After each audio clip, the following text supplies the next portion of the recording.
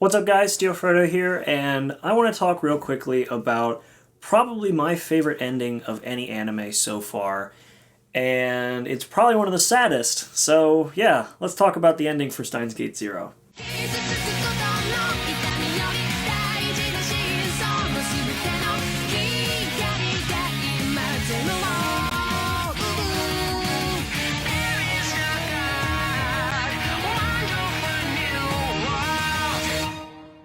So if you guys have been watching my shows and my reactions for a long time now, you'll know that I'm a bit of a sucker for emotional endings, and you know that I'm a bit of a crybaby when I'm very attached to characters and something sad or something exciting but sad happens to them. So obviously I was a little bit of an emotional wreck after watching the ending for Steins Gate Zero for many, many reasons. I mean, think about it. We've been following Okabe at this point for 2 seasons in 2 world lines, a beta OVA, as well as another OVA and a movie. We've been following him for a very long time, so it's kind of hard not to be attached to a character like this. And seeing this ending, seeing what is seemingly at this point the end of Steins Gate as a whole for the series, is a very emotional thing. But the way that they ended this series was one of the saddest and most beautiful endings they could have possibly done. Let me explain, and for those of you who haven't watched it already, obviously there's going to be a lot of spoilers in this, so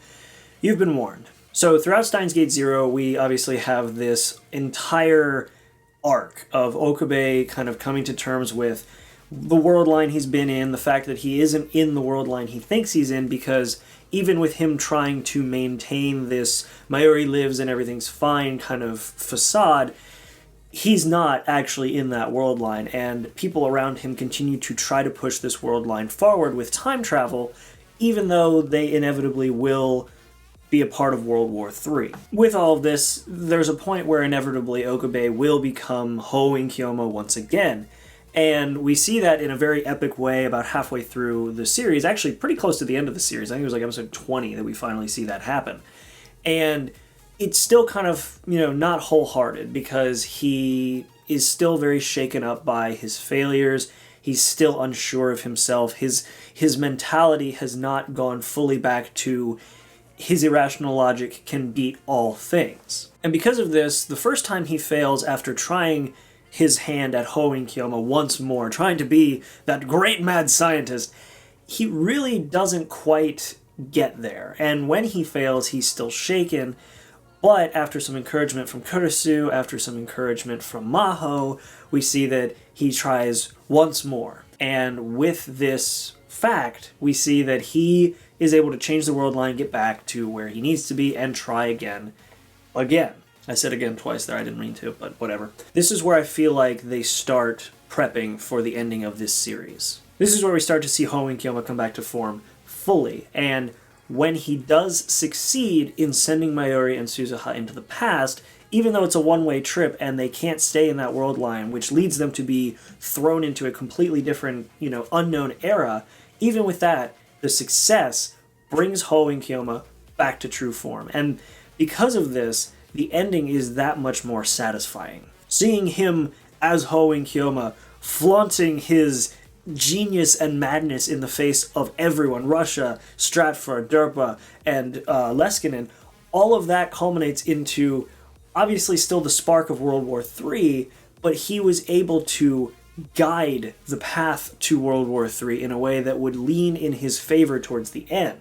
Of course, with this then, World War III still continues, and in the very last episode we see that in 2025, 15 years after all of these events happen, he is supposed to die. So if you've seen the original Steins Gate series, you know that there's a point where past Okabe gets encouragement from future Okabe to try again to save Kurisu, and he's told how. He's told, trick the world, trick your past self, and to the world and to time, everything stays the way it should, but Mayuri and Kurisu both live. Of course, in that scene there are 2, and actually by the time Steins Gate Zero comes around, 3 factors that allow for them to reach Steins Gate in the end on the first season. We have Okabe giving himself a message from the past, and we have current Okabe listening. Now, that's kind of interesting because you see kind of 2 halves of the same coin, and the first half of that coin is past Okabe listening to himself. The other half of that coin is the Steins Gate 0 Okabe that we end up seeing in this season. Now, the third aspect, of course, is Mayuri going back in time with Suzuha to encourage herself over the phone to slap Okabe and make him try one more time. And the culmination of all this is what gives us the honestly awesome ending of the original Steins Gate series. But even with all of that, the Okabe from the Steins Gate original season succeeds, yes, but it's not tragic, and I don't mind that it's not tragic. I just think that the success of that leaves so many unanswered questions that are then answered by the original Steins Gate series. Questions like, what about Okabe from the phone call? What happened to him? He was the one who gave up. What about, why now did he decide to send this message instead of earlier? Things like that. By going into the Steins Gate 0 series, we see all of these questions get answered, and it all makes sense. We see, of course, that Okabe didn't send this message further back because he needed Kurisu to die so that Okabe understood the pain he went through, but knowing what he knows now in the future, he knows that this will strengthen his resolve to continue and to try again. He also has gained knowledge in these past 15 years of being able to trick the world, thinking that Okabe died in 2025, only to wake up in 2035 having his memories from 2011 written over his brain. The world thought that Okabe was dead, and to everybody around him he was, but it tricked the world, and Dorrough was the one who tricked the world in this instance. So, with this knowledge that Steins Gate 0 Okabe has obtained, he is able to use this knowledge and give it to his past self so that that version of Okabe can reach the Steins Gate world line. But he goes further than that. Because it's the year 2025, Okabe is supposed to die. That is when Hoenn Kiyoma dies. But knowing that he can trick the world allows him to live and not die by simply piloting the first successful time machine into an era that nobody knows, and he's never able to return to this world line.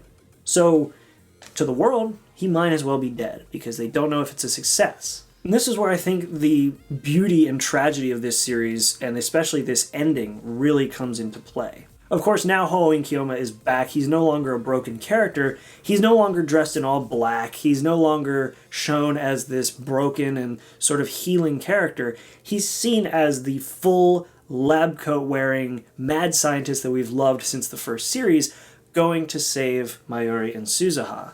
But he has sacrificed everything. He was not able to reach the Steins Gate world line himself, even though he sacrificed so much. He is no longer able to see those close to him who he has been with for over 15 years in Maho's case, and well over 15 years with everybody else's case. He's only able to save Mayuri and Suzuha. We don't know what happens afterwards. He's 15 years out of phase with Mayuri and Suzuha. They were shot to 18,000 BC, and it seems like not too long after the time machine ended there was when Okabe was able to save them. So he's 15 years older than them. So he has a lot more knowledge and a lot more sadness behind those eyes. But what makes this ending so epic is the fact that he's able to mask it all, to come back as Hoenn Kiyoma, with him backlit by the time machine, lab coat fluttering in the breeze, and just says, sorry for keeping you waiting, and saving them. And that is so much the theme of this series. And I feel like the whole sacrifice for success is the main theme with the Steins Gate 0 series. Steins Gate, the original series, really kind of just gave you this sacrifice, and then managing to find a way to not sacrifice either to reach the timeline that you want.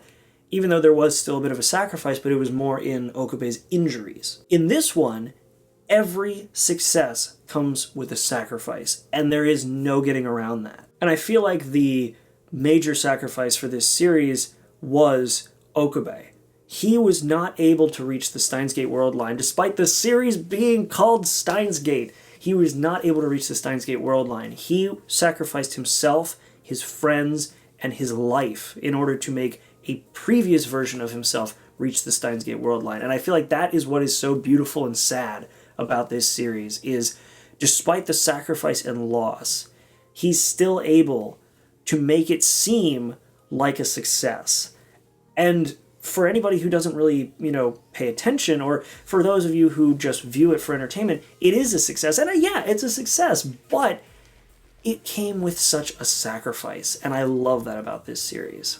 Overall, the ending of this series is probably one of the most satisfying, sad, and happy endings I have ever seen, all mixed into one. It was a lot of emotion, and I feel like this has been kind of a good send-off for the Steins Gate world in general, and I hope you guys think so too. I hope you guys enjoy my breakdown of this. I really kind of spent a lot of time thinking about why I liked this ending so much over the original ending, even though the original ending was great. And don't get me wrong, in the themes of the original series, the ending for the original series was great, but in the themes of the Steins Gate 0's series, I could not imagine a better ending. So I hope you guys enjoyed this little breakdown of the ending. I hope you guys enjoyed my thoughts on it. Let me know what you guys think in the comments. I'm, again, going to try to do some more quick little reviews like this in the future, so let me know what you guys think. Like and subscribe. I hope you guys come back for more videos, and I'll see you in the next one. Make sure to be there, and have a good one.